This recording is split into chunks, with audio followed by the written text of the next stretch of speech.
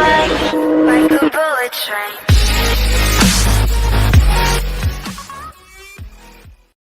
Bowl season gets started this week, but 2018 NFL draft talk began even earlier than that, with several NFL prospects opting to skip their team's bowl game. With that in mind, 247 Sports is taking a look at the top non-senior quarterbacks in college football and projecting whether they should stay or go in regards to the NFL. And there is no shortage of big names with decisions in front of them. Josh Rosen, UCLA go there should be no question here. Rosen is a sure thing as a first-round pick and will likely be selected in the top 5. He's got little to prove in terms of his on-field efforts. Add in the fact he's ended each of the last 2 seasons on the bench with an injury, and there's zero reason for Rosen to potentially devalue himself during his would-be senior year.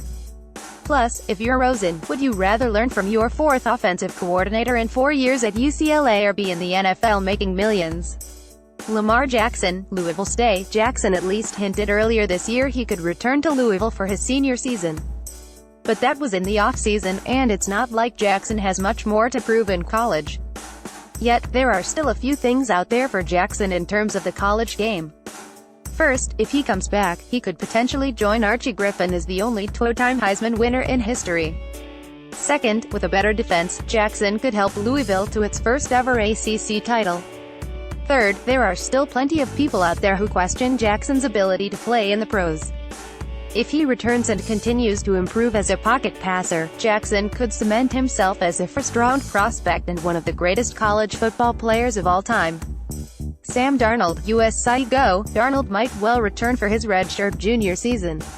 It's not out of the question, and it would be in line with his personality. At the same time, I'm always going to be a proponent of a pro prospect, if he's assured of being drafted high, taking the money while he can. The injury risk is just too high. Most mock drafts grade Darnold out as a top 10 pick, and I had scouts tell me before the season that Darnold was their top QB in this draft class, no question.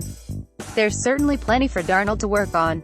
His footwork can be erratic, his decision-making questionable, and his interception rate is far too high, 12 in 13 games.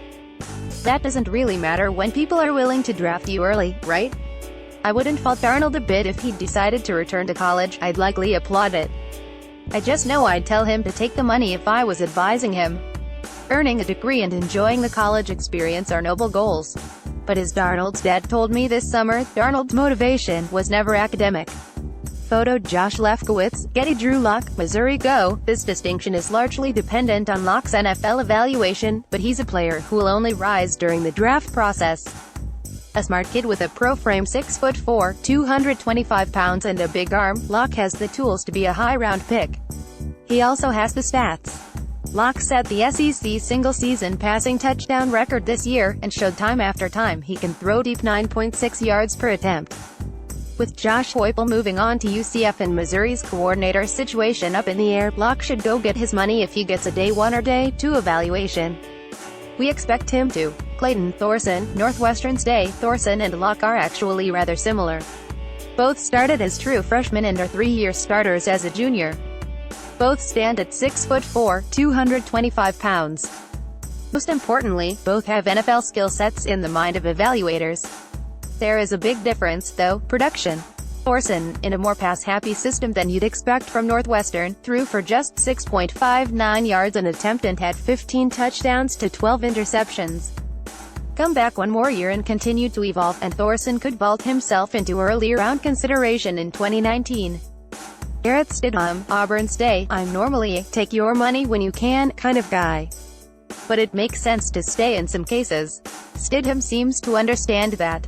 As talented a QB as you'll find in this potential draft class, Stidham already said he's got a long way to go before anything like that happens, earlier this year when asked about the NFL. That's a rather mature perspective. It's also the right one. While Stidham is technically eligible for the draft, he's started only 16 college games. If Stidham leaves, he will get drafted. Yet it makes more sense for him to return to college and put additional games on tape. The reward, launching into first-round consideration, in that scenario is much higher than the injury risk. Josh Allen, Wyoming go. In terms of college production, Josh Allen's 2017 stats left a lot to be desired. He threw for just 1,658 yards, just over half his total from last year, completed 56.2% of his passes and tossed 13 touchdowns to 6 interceptions. But at 6'5", 233 pounds with excellent mobility, he's got a frame and arm scouts love. Almost everyone has him projected as a first-round pick. So yeah, it's time to go. Nick Fitzgerald, Mississippi State Stay. Perhaps you don't think of Fitzgerald as a pro prospect because of how frequently he runs the football. But Fitzgerald is very intriguing for scouts. At 6'5", 230 pounds, Fitzgerald is the ideal in terms NFL size. He's also got an above-average arm and, of course, excellent mobility. Playing under Dan Mullen, who tutored QBs like Alex Smith and Dak Prescott, also works in his favor.